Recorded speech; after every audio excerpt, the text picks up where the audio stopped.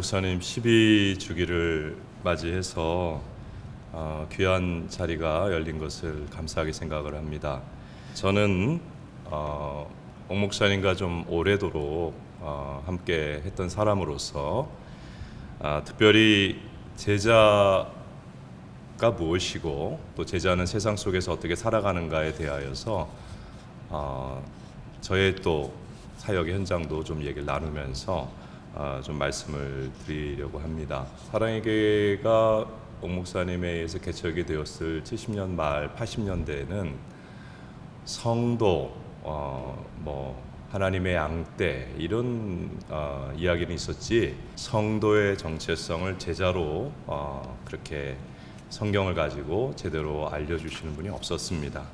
옥 목사님을 통해서 성도는 제자다, 성도는 작은 예수고 그리고 소명자다 하는 것을 말씀을 통해서 양육을 통해서 그 교인들이 또 어떻게 보면 한국 교회가 깨닫게 되었지요.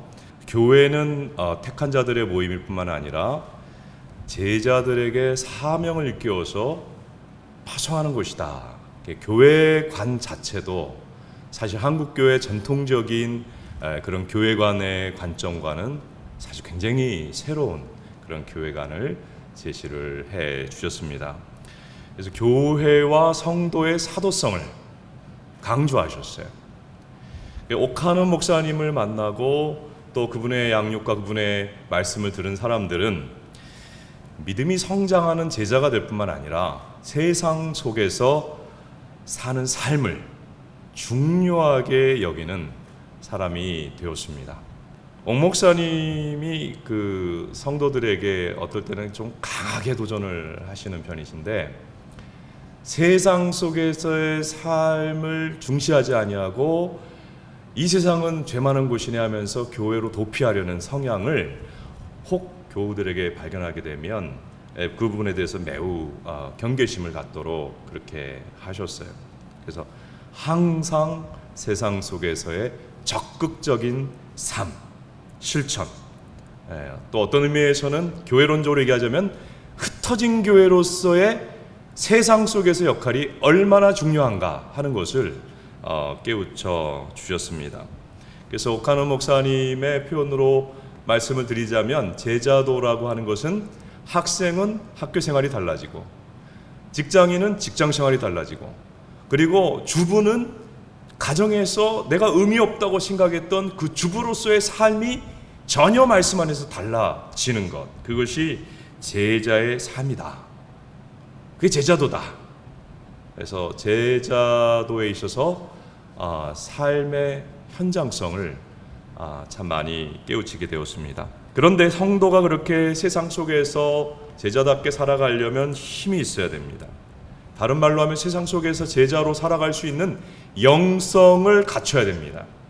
옥 목사님은 신앙의 중심을 성경에 둘 것을 강조하셨는데 성경의 바른 해석도 중요하지만은 성경의 바른 적용에 굉장히 방점을 둔 그런 안내를 해주셨어요. 그래서 세상으로 보냄받은 제자란 주님이 주신 말씀을 붙잡고 세상 속에서 살아가 보는 사람, 이렇게 알려주셨죠. 조금 더 설명을 드리겠습니다. 제 강의안을 제가 좀 요약해서 말씀을 드리고 있는데 옥 목사님에 의하면 성도는 세상으로 보냄받은 제자다. 그럼 무엇을 하는 제자인가? 무엇을 하라고 보냄을 받았느냐? 복음을 증거하는 증인으로 보냄받은 자들이다. 그래서 전도라는 것은 교회 내 특수하게 은사받고 활달한 사람들이 그렇게 하는 것이 아니고 모든 성도에게 주님이 주신 대사명이다. 옥 목사님께서 이 부분을 굉장히 교우들에게 깨우쳐 주셨습니다. 그리고 실천하게 하셨어요.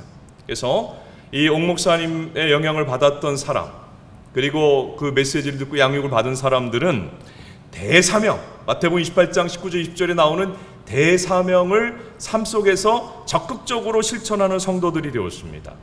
교회 안에 보면 제가 예전에 사랑의 교회 사역할 때 보면 전도에 굉장히 열정이 있는 전도의 대가들도 나오고 꼭 그런 수백 명씩 1년에 전도한 사람이 아니더라도 모든 성도가 나는 가정을 복음화하고 단지를 복음화하고 이웃을 복음화하고 직장을 복음화해야 한다.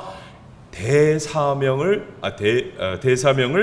붙들고 삶의 현장에서 증인의 삶을 살아가는 그런 일들이 일어나게 되었죠. 제 앞서 강의를 잠깐 들었습니다마는 제자 훈련에 대하여서 여러 가지 각도에서 이야기가 나눠질 수 있고 또 평가가 되어지고 있는 것을 볼 수는 있습니다. 또 오해하는 분들이 있어요. 제자 훈련을 지식적인 성경 공부로 오해하는 분들이 있습니다. 원래 옥 목사님도 그게 아니라고 말씀하셨고요. 제가 또 오랫동안 저도 제자에 대해 고민하고 제자 훈련에 대해서 글쎄 참 오랜 시간 저도 하면서 제자 훈련은 지식적으로 성경을 공부하는 것도 아니고 교회 안의 성도들을 준비시켜서 봉사시키기 위한 무슨 준비 과정도 아닙니다. 이게 본질이 아니죠. 제자 훈련은 무엇이냐? 예수님을 알고 예수님을 닮아가는 과정이죠. 그리고 예수님처럼 살아가는 사람들을 만들어내는 과정이죠. 이게 제자 훈련입니다. 그래서 훈련을 받고 양육을 받아서 예수님께서 그 12제자들에게 주셨던 그 대사명과 대계명을 가지고 초기 기독교 공동체가 살아내면서 그들의 사회를 변화시켜 갔던 것처럼 오늘도 이 제자훈련이 건강하게 이루어지는 현장에는 예수님이 제자들에게 주셨던 대사명과 대계명을 붙잡고 삶의 현장에서 한편으로는 복음을 전하고 한편으로는 이웃사랑을 실천하며 사회를 조금씩 변화시켜 나가는 사람들이 배출되는 것이 제자훈련이다. 이렇게 제가 말씀을 드리고 증언할 수 있겠습니다. 근데 제자훈련을 통하여 배출되는 제자에 대해서 제가 저도 80년대 앞번으로 사회변혁에 대한 고민을 많이 했었죠. 그리고 사회변혁에 이 제자도가 어떻게 적용돼야 되는가에 대한 치열한 해방신학, 민중신학까지 공부해가면서 해왔었습니다. 그런데요, 제가 이제 제 안에도 넣었습니다마는 제자란 요란한 사람이 아니고요, 제자란 구호만 외치는 사람이 아니고요, 제자는 정말 조용히 자신의 삶 현장에서 어려운 이들을 말씀을 붙잡고 섬기고 복음으로 그들을 살리는, 그래서 세상을 좀 더 나은 곳으로 변화시켜가는 그런 소명자들이 제자들이다, 이렇게 생각을 합니다. 자, 제가 옥 목사님께 오래 영향을 받은 또 함께 사랑의 교회에 있었던 사람으로서 배경적인 얘기를 드렸고요. 이제 좀 구체적인 얘기도 좀 드려볼까 합니다. 세상을 변화시키는 제자도를 제자들은 그럼 어떻게 실천을 해왔는가? 보네포 목사님은 옥중서관에서 교회는 타자를 위해 존재하는 공동체라고 이야기를 했습니다. 교회는 어떤 타자를 섬겨야 하는가? 예수님 모르는 영혼들 섬겨야 되겠죠? 그러나 그것만 아니라 동시에 고난당하고 고통당하는 가난하고 또 소외된 이웃을 관심을 가지고 섬기는 것이 그것이 제자도이죠.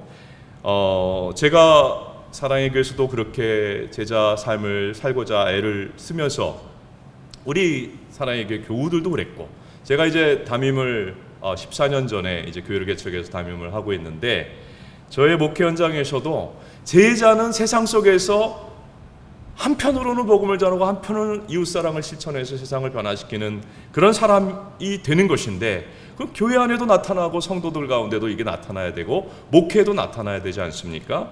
어떻게 할까 이제 교회를 개정하면서 기도하고 고민하면서요, 타자를 위한 교회, 제자도라는 것은 세상을 어려운 것들을 주님의 사랑으로 변화시켜가는 그런 것이 나타나야 되지 않습니까? 그래서 신명기 말씀을 붙잡고 우리가 제자로서 현장성을 생각을 해보게 되었습니다. 객과 고아와 가부를 돌아보라. 객은 이 땅의 이주민으로서 사회적 기반이 없는 사람들을 말하죠. 고아는 부모가 없는 사람들, 과부는 경제력이 없어서 가장 낮은 삶을 살아가고 있는 사람들을 말합니다. 근데 이런 고난당하는 사람들이 교회 안에도 있지만 또 다 있는 것은 아닙니다. 그래서 교회는 고난당하는 사람들을 찾아가야 한다, 그런 생각을 하게 되었습니다. 그래서 우리 교회는 먼저는 이주민 사역에 대해서 이제 준비를 하고 초창기부터 진행을 해왔습니다. 교회 반경 한 20km 조사를 해봤습니다.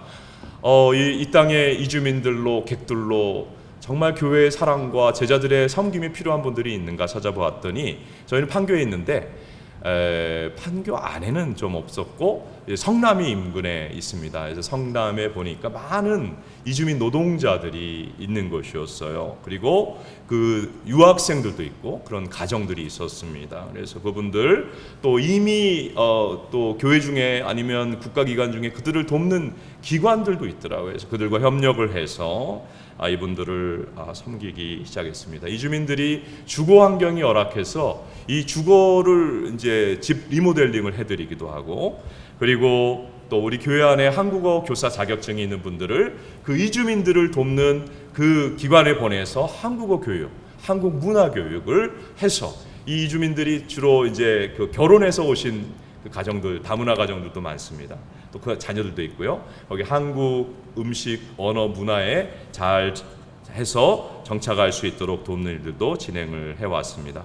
그리고 항상 우리 그 예수님의 탄생을 기념하는 성탄절은 우리 교회 안에 자체적으로 이제 좀 축하하고 그러기보다는 예수님은 가장 낮은 곳에 가셨다. 우리 성탄절 정신은 우리가 모여서 자축하는 시간이 아니라 낮은 곳으로 가는 것이다. 그래서 이주민들을 모아서 함께 잔치를 베풀고, 또 무엇보다도 온 교회가 힘을 모아서 이주민들에게 전 교회적으로 다 소그룹별로 이주민 가정을 결연해서 예수님의 그 마치 그 보배합을 동방 박사들이 예수님이 탄생했을 그 마국간에 가서 드린 것처럼 그 분들을 위하여서 사랑의 선물을 전달하며 복음과 예수 그리스도의 사랑을 전하는 일들을 진행을 해왔습니다.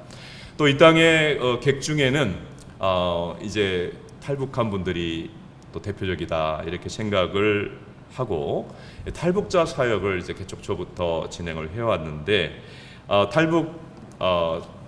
탈북인들의 그 실제 생활의 제일 고민이 자녀 교육이더라. 자녀 교육이 한국에서 어려워서 재망명하는 분들도 계시고, 그래서 이 자녀 교육 문제를 큰 문제로 갖고 계신데, 이 탈북 청소년 학교, 여명학교 또 이렇게 협력을 해가지고 도서관도 건립해주고 또 이 학교를 후원하고 협력하면서 예수님의 사랑을 전해 왔습니다. 그리고 교회가 이제 고아 사역, 교회 인근을 또 한 조사를 다 했어요. 어떻게 이 교회가 존재하고 성도가 존재하면 그 인근에 어려운 사람들이 어떻게 도움을 받는 것이 좋을까 조사를 해보니까 한 2기관 정도, 요즘 보육원이라고 합니다. 그 보육원이 있는 것을 찾아내어서 지속적으로 섬겨오게 되었습니다. 보육원 봉사팀을 조직을 해서 지속적으로 보육원에 그 이제 일손이 모자라지 않습니까? 아이들끼리 지내니까 엉망진창이에요. 그래서 청소해주고 빨래해주고 또 김장도 담아주고 또 절기가 오면 과일도 보내주고, 무엇보다도 이 보육원에 이 부모 없이 자라는 아이들은 자기 돈이라는 걸 가져본 적이 없어요. 그래서 교회가 항상 또 연말에 이 성탄절 절기가 되면 보육원 학생 개개인 전원에게 개별 장학금, 자기들 쓸 수 있는 돈을 전달을 해서 예수님의 사랑을 표현하는 편지와 함께 그렇게 전달하면서 격려하는 일들을 진행을 해 왔습니다. 그리고 이제 최근에는 이 고아 사역, 돌봄 사역이라는 것이 우리가 또 해야 될 일 중에 하나인데, 가장 쉽게 접근할 수 있는 것은 고아원인데, 고아원보다도 참 이게 지금 사회적으로도 문제가 되는 게, 보육원에 퇴소한 이제 대학생 정도 된 부모 없는 아이들이 진짜 어려움이 있더라고요. 최근에도 한 아이가 자살하지 않았습니까? 앞으로 읽어야 될 책도 더 많은데 하면서 제가 얼마나 그것 놓고 마음이 아팠는지 몰라요. 그래서 지금 좀 사회복지학적으로 접근해 보니까 이 퇴소 청소년들이 너무 어려운 거예요. 근데 이 성남에 보니까 저희가 이제 복지 전문가들하고 같이 이제 일들을 진행을 해 보니까 있는 거예요. 퇴소 청소년들을 보육원에 이제 나이가 들어 퇴소한 청소년을 또 돌보는 기관들이 있더라고요. 그래서 이런 기관들 실제로 이제 그런 어려운 부모 없는 자녀들, 아이들 돌보는 데 있어서 이쪽 영역이 더 필요한 영역이다 해서 지금은 태소 청소년 자립을 돕는 기관들을 열심히 또 섬기고 있습니다. 그리고 이제 과부라고 하는 것은 이제 사회적 경제적 기반이 없는 무너져 있는 사람들 아니겠습니까? 오늘날 이런 존재가 누구인가를 또 교회적으로 개척을 해서 사역을 하기 위해서 연구를 해보니까 우리 사회에 경제적으로 무너져 있는 분들은 노숙인들이다 하는 것을 생각을 하게 되었고요.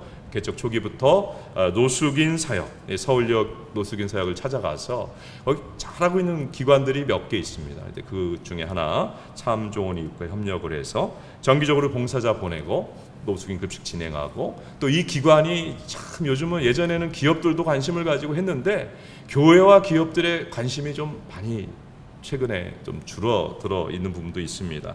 그래서 그 기관에 필요한 모든 가장 중요한 이제 인프라라든지 집기라든지 이런 것들을 저희가 공급을 하면서 그렇게 섬기는 일들을 진행을 해왔습니다.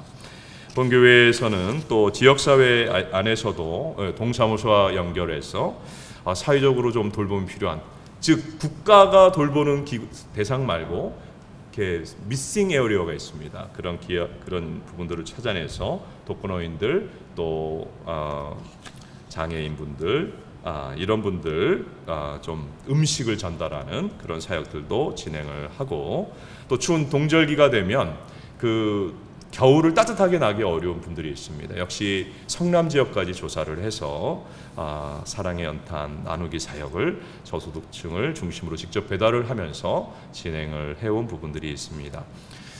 짧은 시간이라 제가 강연을 좀 요약을 해서 어떻게 제자들은 살아가는가에 대한 것을 부족하지만 이렇게 나누게 되었습니다. 고맙습니다.